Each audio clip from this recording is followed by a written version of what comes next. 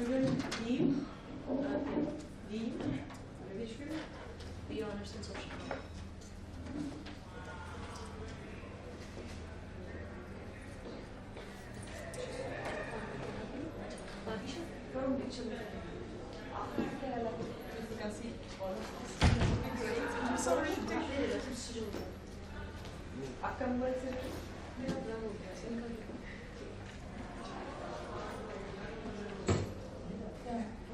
Thank you. Cameraman को बुला लीजिए. I am cameraman. Cameraman. इधर देखो. बोला नहीं तो लाएगा. माइक इधर. Hi everybody. Welcome to the session. Okay, so we're going to talk about the different challenge for women in higher education, and we will be 4 panelists, and I think each of us will bring what's happening in your countries and some ideas. So I use it most of the discussions without slides, but I wanted to show you some slides because I think they can show really what's happening in my country, and so we can compare also who are the issues in other countries, because we will see that the prejudice probably and inequalities are similar, but they don't always will be at the same space of the education or work. So I think it will help us to understand better.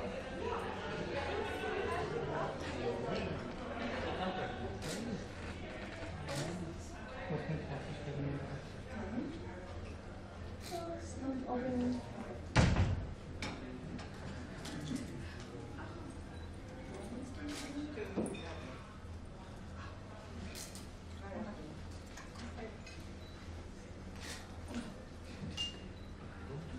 So, I don't know, should we begin the session? Yeah? Okay. So, as you all know, I think there's a big movement because we need women in all the workforce, but we need them to have the same education level that men, especially that in some countries still there's problems to go to school or to go to universities. But also being in science is a global problem that we are really few girls in science, and especially in some scientific field. So most of the problems, depending on the country, will begin at high school. So girls, when they're very little, they will have the same appreciation of themselves than boys. So if you say, okay, this is a game for really intelligent kids, if they're 4, both will go to play because both have a good idea of themselves. But if you do exactly the same experiment at kids that are already 7, 8, only boys will go to play. Girls will already think of them as not being really enough intelligent. So that means that we do something already in young education that makes them don't feel worthy. So this is something that we have to think of. But I'm taking care more of the higher part. So this will see that in some countries already at high school and beginning of university, there will be less girls going to science. In Panama, it doesn't really work like this, and you will see why. So the problems will become a little later. So if we look on education, when we go at the beginning of education, there's 2 times more girls than boys that will go to university in Panama, in science. So we're looking only scientific field. Of course, that depends on the field. So most of the girls will go to social science, medicine, and biology. So they will go a lot less to informatics, technology, etc. This we will see in the second slide. And then we begin to see if that we go to master studies, then the percentage are really almost 50-50. And then the higher you go in education, so already if we take like how many students got fellowship for PhD, then it's changed. So that's when we say this is the scissors phenomenon, because there's a switch of of the inequalities you were seeing. So now, little by little, there will be less and less girls. And if then you look, once they finish their education and they want to have jobs, most of the women, even if we will be maybe the majority in some scientific field, the work will be more technical work. So all the principal investigators, the people leading the research, taking the grants, there will be men, and in this case, we will have only 30% females. And even if we look at patents, only 18% of patents in Panama are made with one of the authors being female. So there's a lot of patents that's not even one female author. And then if we go to universities, high members, like directors of each department, faculty, they're 28%. But then if we go to directors of high institutions or the National Secretary of Research, Innovation and Development, there's 0% women in all of them. And only one institute at one point had a woman as the leader, but most of them never had a woman. So we can see that in Panama the problem is not at the beginning of education, it's not at bachelor or master level, it's after, during a PhD and during work. Like the women that study science, they don't stay in science because of how the field are. And this is due to different stereotypes on women capacities. So at the beginning, some girls won't go to some scientific field because they think they're not capable of scientific thinking. So this is what I was telling you. There's a lot of women if you go to medicine, social science, and life science. But then if you go to the other side, to engineer, physics, then they're less. And physics, for example, most of them, they will study physics to become teachers in high school, not for doing research or going to professor at university. So this is the first stereotype. It's like we don't always believe in our capacities, and it's not because we don't want, but because society little by little tells us that maybe we're not really capable. Once we finish, some of them, they, as you see, they were not leader in their own research, is because their stereotypes of women leadership capacities. So they don't think they're worthy enough to be the leaders. And of course, that also plays because in research there's a lot of working time and a lot of competition. The inequality of the homework load also pays attribute that when they begin to have a family, then they try to balance life, personal life and professional life, and then of course professional life will go a little down, so they won't be as competitive and they won't continue. And that's exactly the same problem with the, well, it's not a problem, but that's exactly what's happening with the pause of maternity, because at least as I was, when we were in another panel discussion about gender policies to equality of workload at home, for example, in my country, paternity leave is only 3 days. So of course, there's not really a lot of share on the baby taker. So this is something else. And the last slide is, okay, if we have all these problems, what happens? That some researchers in Panama made it. So this research was done by two friends, Nadia and Eugenia, as well as other people in the group. And what they say is they contact different women researchers in different fields and ask questions like, so we can try to tell our story. So from all these different stories, they could find that we make it out because we had a helping letter. And if you will see what's happened with this helping letter is a lot of personal things. There's not a real policy to help women and girls to make it. We made it in a way because we were lucky. And of course, the most important letter was we had women role models. Most of this role model was the mother. Most of the time will be a scientific mother, so we know we can do it because we have the example at home, or it would be a mother that was beginning to do bachelor education but had to stop because of marriage, and then they wanted their girls to do what they were not able to do. So they give them this energy like, you can do it, continue your work, and I will support you.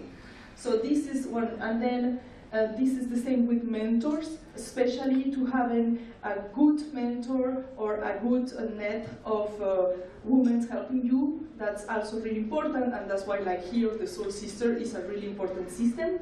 It will work in science, but it will work also in entrepreneurship and whatever education. And then of course, economical condition. So if we were middle or high class, we will go to private school with higher levels. So of course we will have better opportunities at universities, that will have better opportunities for merit, fellowships, and etc. And then there's this personal character, this personal empowerment that we have talked a lot about in this meeting. And then of course, something really important is we have to have surrounded by good men. We are in a world of women and men. So what they show that the problem in entrepreneurship, science, whatever, is not the children. We always say it's because they have children and it takes time and it's difficult. In reality, the problem is because they do not have a supporting partner. So if you have a supportive partner that helps you with the workload at home and helps you with the children, then both of them will continue to go up in education and will continue to have good jobs. So that was they call like a partner allies and responsible fathers. And then the other thing that was interesting, but then it's sad because then you don't always know if it's a personal decision because we really want it, and then in this case everybody can do what he wants, or it was because of the social pressure. But some of them, if they really want to do research, then they decide not to have children or to have them really late. So they have to take that in account. And then the last thing is most of them, so you don't need to have all of them. So some of them will help you go up the ladder, but the last one, it was help at home. So this help could be the mother-in-law or nanny or working person at home. And then again, that was interesting because most of the time this help will become from another woman. So it's like the woman going in higher education, then that means that maybe another woman won't be able to, because she will have to take care of her home duties if you don't have a sharing partner. So that was, I was trying to show you like, okay, what's the situation in Panama? I think a lot of things will be similar in other countries, but maybe in some countries and in some fields of higher education, we will see the inequalities not as late as the research or professor level or tenure level, but since the probably master's or even bachelor, like in some really biotechnology, informatics, engineering fields. So I thank you very much, and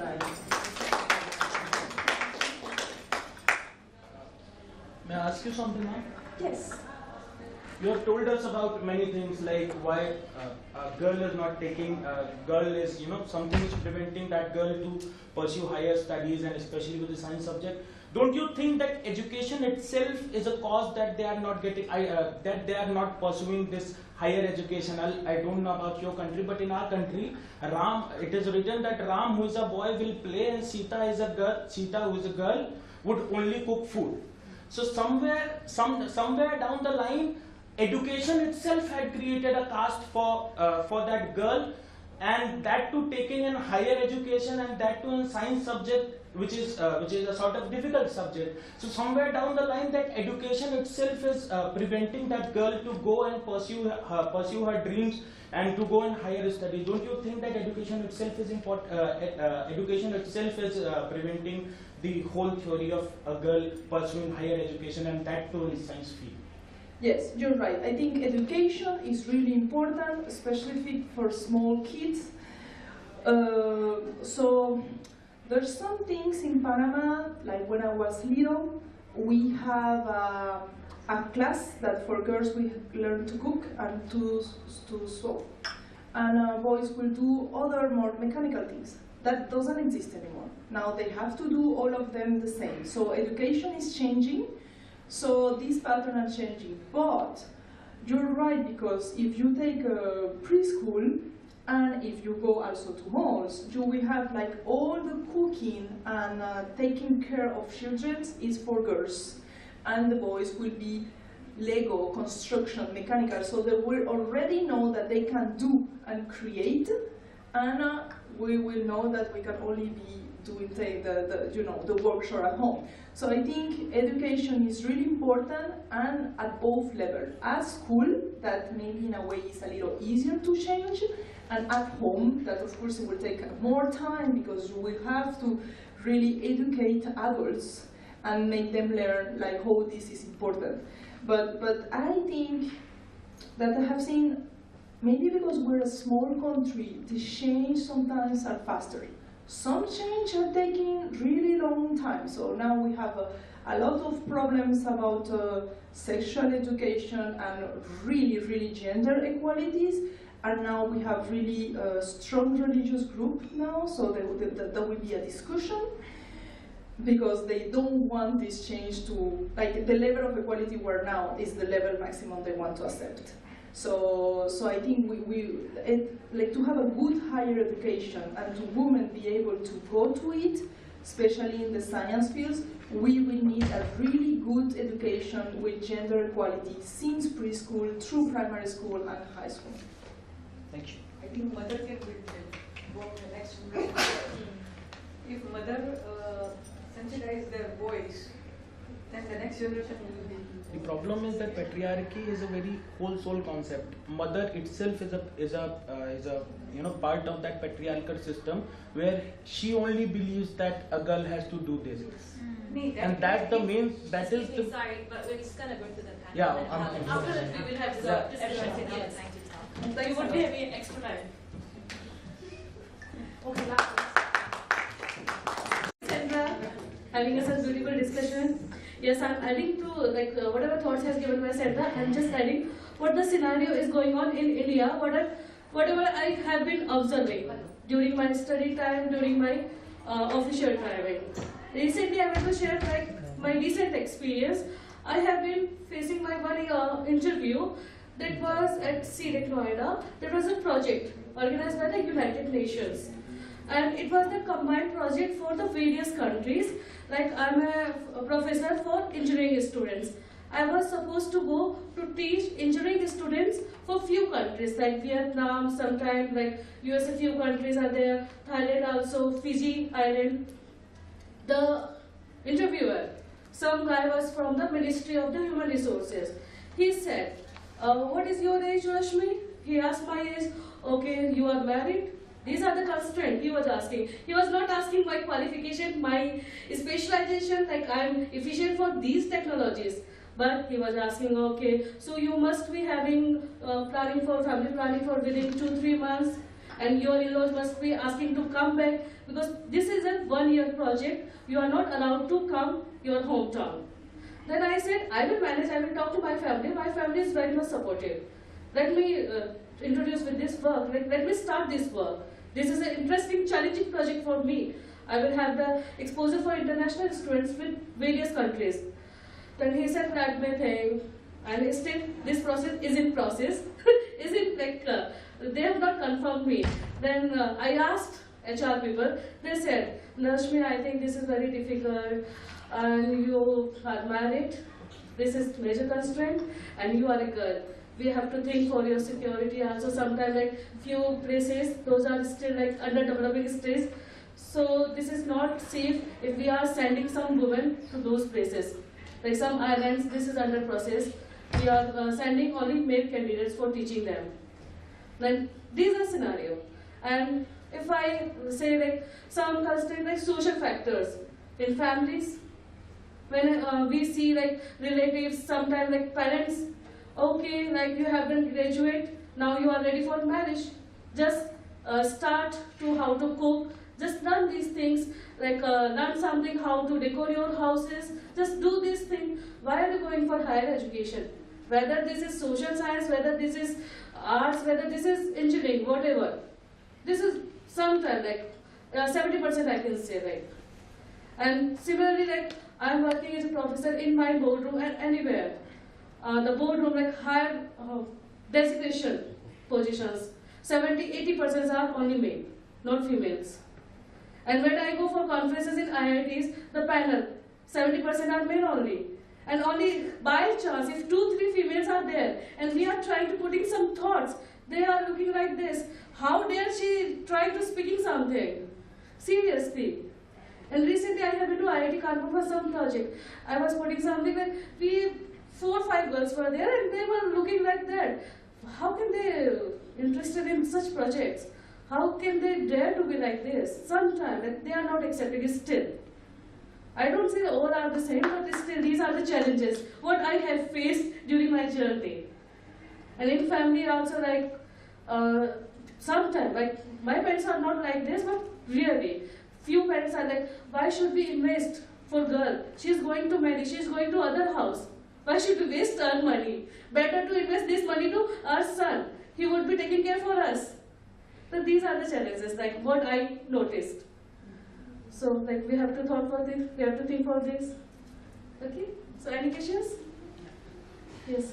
Ma'am, if we are talking about this thing like challenges for women in higher education, that means somewhere we want gender equality. Right, right. So why always, like you are a professor, you Yes. are doing a wonderful job. Oh, thank you. So why this debate of girls, women empowerment is always concentric over the topic higher education? Yes. Why don't we ask for a better political representation of women in parliament, in every policy making, so that the policy making part of our education system would be sustainable, which could allow, which could end those Right. barriers for other women who could come and pursue their It dreams in should be higher like, education? this is like appreciable. Why we are not debating on the political representation? It should be added, yes, I think so. But a higher education, like this is the basic field we can say. If the girl is choosing, like the girl is wishing to do the higher education, she must be allowed. She must be provided such opportunities. Like these are the basic factor I can say. And what you are saying, this should be connected. This should be added to this. Thank you.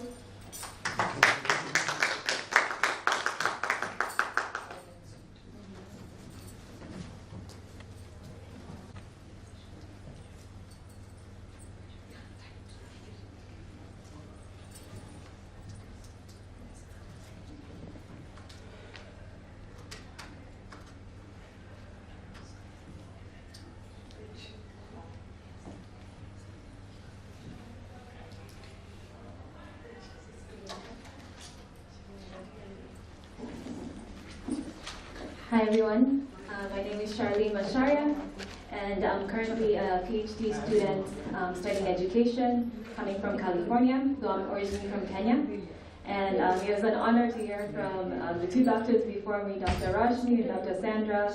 I'm still a student, so I'm just going to speak from my perspective as a student. I also work in the university at University of California, Santa Barbara.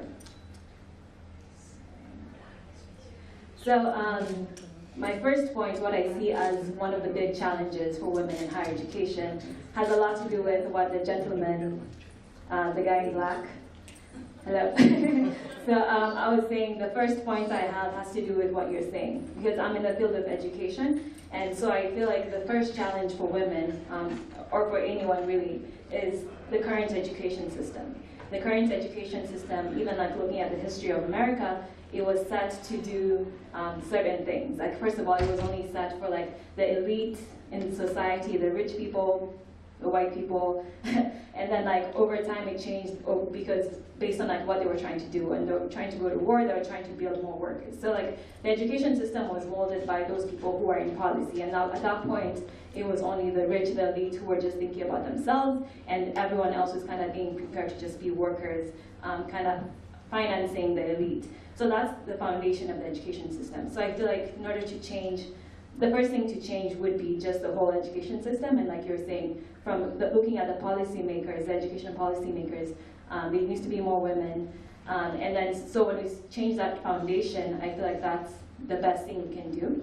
And also right now, education has there's this quote by David Orr that education has been whittled down to smaller purposes of passing tests and ensuring large lifetime earnings. So a lot of people in society want you to go through school. Maybe there's a pressure from your family, maybe your parents, like, oh, I want you to be that doctor, that lawyer, so you can make that like a lot of money. but education hasn't been, it used to be a place of like just thought and theory, thinking about new ideas for life.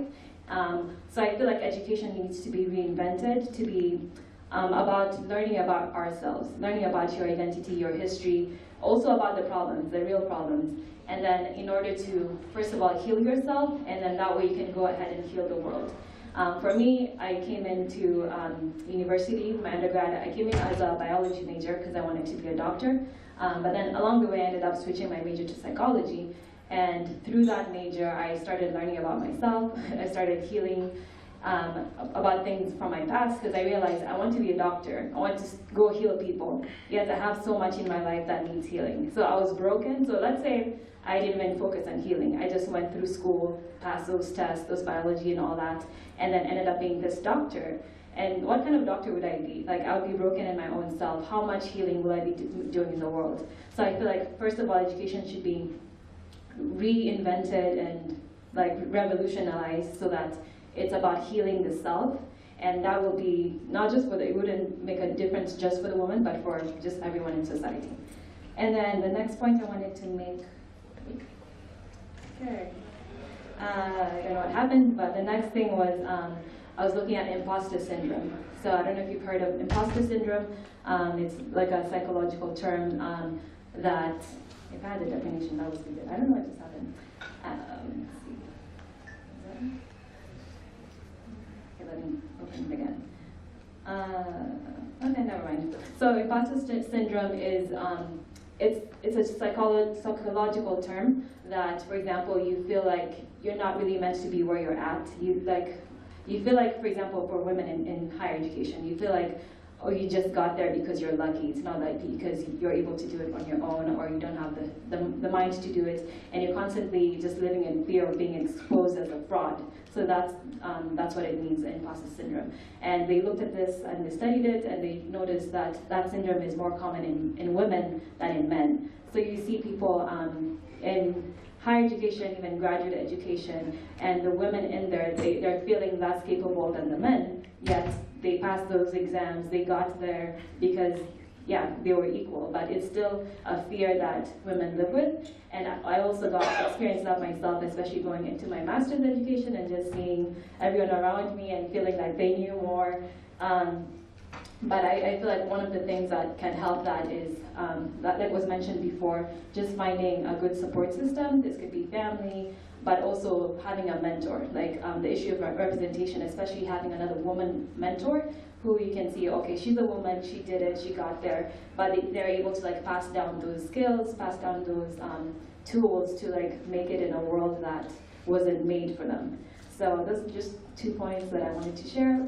And yeah, thank you for your time. Any questions? Yeah, thanks.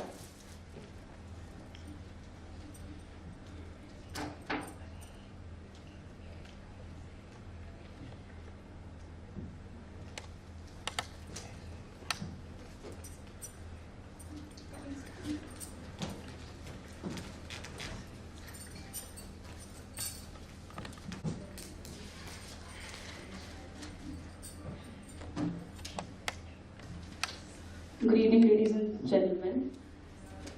First of all, I would like to welcome you all in India who are coming for the first time. My name is Khushbu Lalwani. I'm studying in Delhi University, pursuing my graduation first year. I'm in a field of social work, BA Honours in Social Work. That means I surround with the community and I be with them. I'm just all over, I'm just studying sociology, or it's an interdiscipline course where we study sociology, psychology, social work, and many other things. Before I just get back to the topic that challenges for women in higher education, I would just like to ask one thing with everybody. Do you just water the tree or water the seed that is there? We water the seed first. If you want the women or the presentation of women in higher education, it is very important to talk to them in the primary level. And why am I saying this is because our grandmothers are actually our mentors. They teach us, they tell us the stories, the bedtime stories, and there was a Snow White, she came, there was a horse, she rode on that, and many other such stories. But what they don't tell us about that time is education. Because they I'm talking about in India primarily because I belong to India, and that is why I think that when we talk about women in higher education, it is more important to talk about them in the primary education, whether they do get that primary education or not. One more thing is that we see that women, basically the population in rural areas is 68.8% in India. That means the schools or the colleges or the universities or any of such educational institutions are that far that they don't think to visit there. Second, even if they want to, so their family is one of that part, or their culture or their tradition, or there's something in their family is what an hindrance to them. Because for them, going to a higher education, going to a school, going to any educational institution is like a glass ceiling. And to break them, it takes courage for them. I would just like to add one thing, that ironically we'll talk about women have multiple roles. I have my mother, I have my mother-in-law, I have my daughter, we have this, we have own sister-in-laws, but at the same time, we don't see women as the administrative officers, we don't see women as officers, we don't see women as bosses, because this is something we cannot accept sometimes, which is actually strike us that why are we even talking about women in higher education when we can't see women presentation in our family itself. I would just like to tell about the 3 generations. Like, I am 3rd generation, my mother is the 2nd of course, and the highest one is my Nani ji. So my Nani ji or my grandma was not able to complete her studies, and that's why she passed her class till 8th. Okay, so her mother did not allow her to pursue her primary education as well, which in India is now becoming that right that everybody has to have that primary education. Second, when my mother came in, so I was a kid, and that time I used to think that we have classes after 12. So 13th class, 14th class, 15th class, because I didn't know what this means. So my mother has done it, according to me, 17th class, which was like BA and then BEd. And now, of course, she's expecting me to go for a master's or for a PhD or represent myself as an individual, not as somebody or my spouse's name. What we have to think, or what I think is the challenge, first and foremost challenge in India is the cultural prejudices. As a girl, or my mother expects me to cook. Of course she does. And there is no problem in that. Everybody should know how to cook. If I just go somewhere without my mother, I should definitely know how to cook. Because every day Zomato, Swiggy, Foodpanda cannot be available. True. So this is why my mother thinks that I should cook. But at the same time, when we expect girls or the women just to learn certain things because they are women, is the time when we are actually hindering them. It's actually that time when we are saying that, a woman should actually learn stitching. Why? Why should men can't? Men also needs to stitch their pants or some things like that. It's just the same thing what I'm saying. It's not always, and as he said, that education of course plays an important role. Even I can surely guarantee any of you that many of us don't even know the difference between gender and sex, for sure.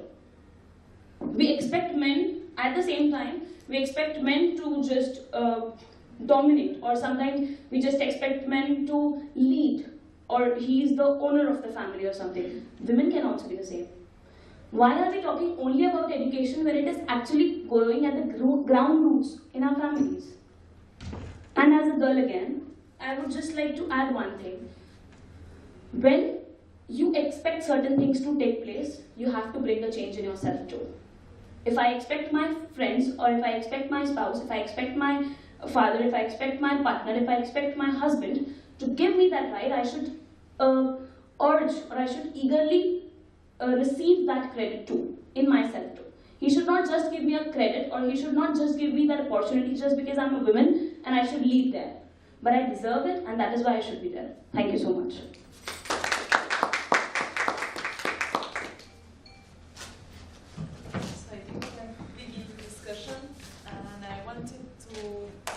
About the policies and women in politics. So I think women in politics, the problem is even worse than women in science. This is where they really cannot get to really high levels to many countries, and where in high levels in reality we expect them to fail, or if something happens, it will be because she's a woman and not because as a person she fell. So I think there's a lot of problem in politics and policy and in really high representation of women. But something that you're right, and we should, and was something we were talking about that on the 12th, it was the ones that already got high education for opportunities they have or privilege, something that make them, help them make it. So this one should, some of them, take the courage and the lead to go to policy, politics, or role model, or NGOs, like have really head CEO of enterprise. So these ones need to go there, so the young ones see them, but also so they can make a change in policies if they're in the government, and a change in the private sector if they're in the enterprise. So I think it's where like this generation of women will have to try to be the change for the next generation, so most of them will have the opportunities to really be in a gender equality and change the policies. But I think we will have to change policies, but also communicate and have education every day for adults, so they don't make these mistakes of this little gender bias they do, because there's really big gender bias that we can see easily, and then small ones that we do it even with unconscious, and we don't know we're harming our daughters, for example. And I think like as Latin American, there's a really well-known football, Rolando, and he sent a picture, like a video in YouTube where he's throwing the ball and the boy is kicking it and they're playing at, and back to him is the little daughter kicking alone, and nobody's looking at her, nobody's like, so we forget like to always share. We're like, okay, kick the boy, first the ball, and then the girl, and then we learn to share, we learn that both can do it. So at one point, because nobody's paying attention to her, she stopped trying to take the ball, and she begins to play with a kitchen. So it's interesting, and I'm sure he loved both of them the same, and it was not on purpose. It's only because mechanically he would think football, boys. And today we have this amazing woman, Sarah Pilot, that was working with these Indians who are doing football, and we can see how only doing something that we're not expecting to do give them a really high power, and we help them not with football, but we help them with everything, because they know they can do it if they want it. So I think we will have to work on policies, but we will have to work in communication of education. But it won't be easy. I don't know who is here, but It is at easy least for nowhere. us, it won't be easy because a lot of people don't want change. When you're an apostle of power, you don't want to share it. I think that's a general issue that won't be only for gender, but will be for other lot of ethnical, social, or historical problems. And yeah. Do you find, like we all know, we study in sociology, that every baby is just a human. The society makes him a boy or a girl, that is gender. So do you think that, somewhere men is responsible for not letting women getting those opportunity? Because somewhere, we live in a society where men are meant to be superior. Now it is being broken, and it should be broken. The system like this should always be shattered, where a person is at the high domain and the other is at low. But do you think that men never want his dominance over women to slow or to come down? That is why there is something reluctant in the whole system, in the whole atmosphere, or in the whole strata there. Men never wants women to get higher. You want to answer? In Well, India, I- in village, even regarding dressing, women need to dress Indian dress, Traditional. but traditional dress. But men wear shirt and whatever the Western outfits. So that they don't now wear dhoti we kurta find- and all. and to the most amazing, and I'll bring to your context. I think, ma'am, you would have never been to our villages, like the rural areas that we have. even the on the very first note, when a girl is born, she's a baby, or in the very marginalized society which is economically very poor, girls, like we all have the clothing that would not let your breast to show, it will be properly covered.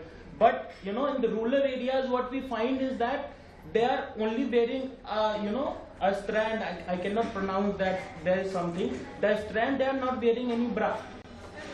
Somewhere like the lowermost section or the lowermost strata in whole economic process is more dominant or is more empowered, and the highermost strata and the highest more economically well person is more empowered than these middle class, which consist of 80% of India's population. So there is something like, if men is not allowing that women to have an equal right to look at the equal levels, or there is something like that you find it, other reasons are there that are needed to be addressed. Like the political system, I'll tell you about. There is women reservation bill. We have been passing through it. We are trying to pass it. It is that 33% of the seat would be reserved. Sorry if I'm disturbing. 33% of the seats in the parliament would be reserved for the ladies. So somewhere down. So do you think, to context, to bring things in conclusion, like, do you think men are the basic reason why women are not getting empowered? No. I think this is because women are quiet. Women are quiet. Women are quiet. In India, we talk in context. I mean, India. Oh, okay. Yeah, women don't speak much. I think it's everybody, but because it's the society, it's cultural, it's religion, it's hope and education. But I think the women will have to try to rise, but I think men have to change too. They want to have to change so we can really. And men have superiority or dominance till now, if you know, in every possible aspect. You talk about culture, you talk about the economic strata, you talk about everything. Men have dominance on everything in this situation, at least as far as my knowledge in India. So, is that a reason that he is not allowing her child, or he don't want that dominance to to go in vain, to shift that dominance? I would like to be saying this word cancer.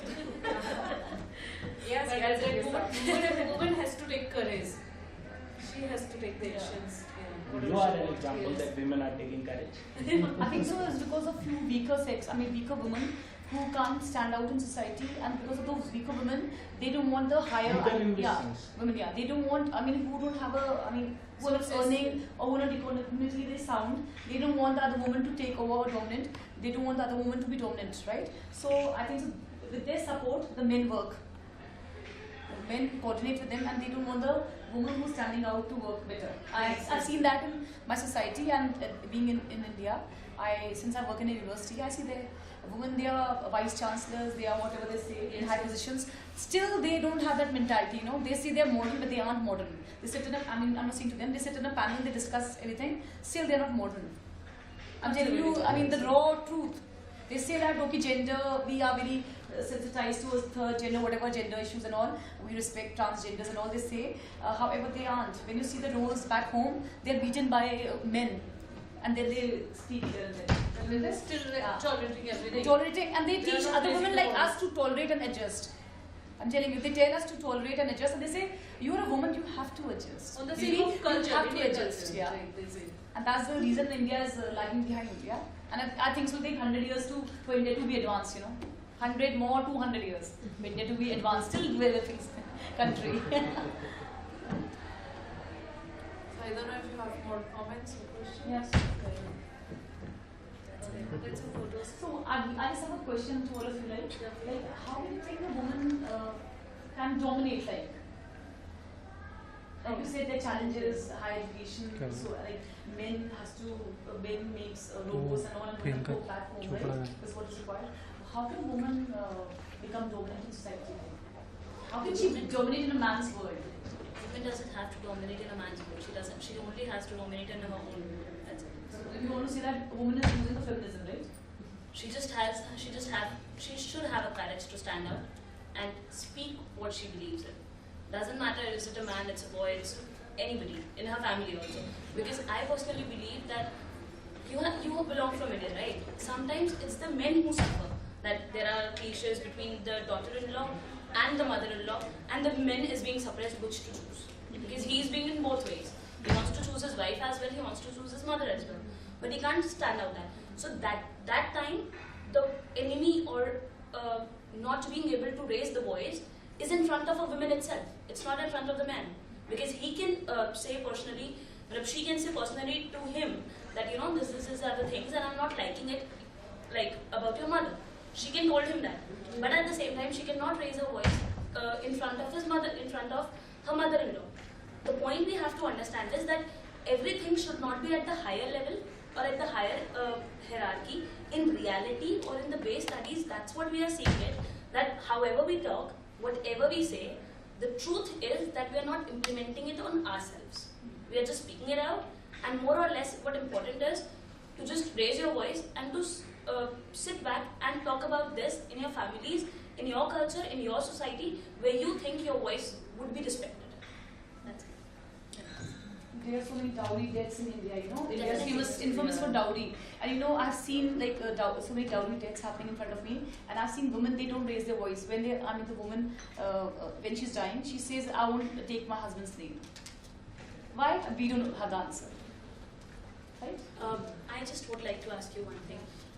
Okay, fine, that's fine that dowry has been abolished now, right? It's not abolished. No, It's not abolished, but at a certain It is period of abolished time. consequently. 95% is still there, and among the high class, you know. By the constitution, it has been abolished. That is a law. Customized, it has not been abolished at all. That's law, yeah. It's according to the law, right? Not according to the custom. Yeah, so according to the law, it has been abolished. But are we not doing the same? At the same time, from our constitution, it has been abolished. We have marked that it is a crime if somebody is, taking dowry or something.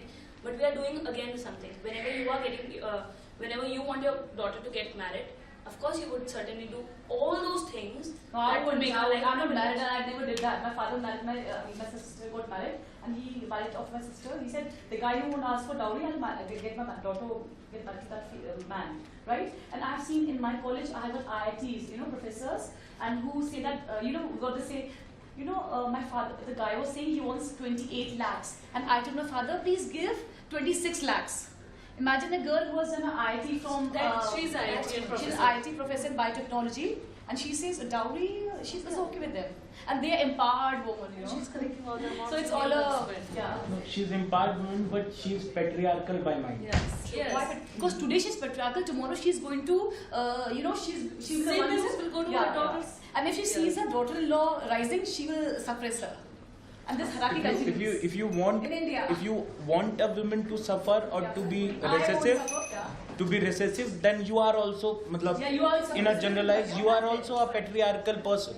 Yeah. See, in my family, And I find more women are patriarchal than men. in my family, I'm telling you, I belong to Rajput family, right? I'm telling you, my father, he gave equal education to me and my brothers, right? And I didn't marry till late, right? And my cousins, they gave open dowry. They all belong to the mentality. Not only my cousins, everyone.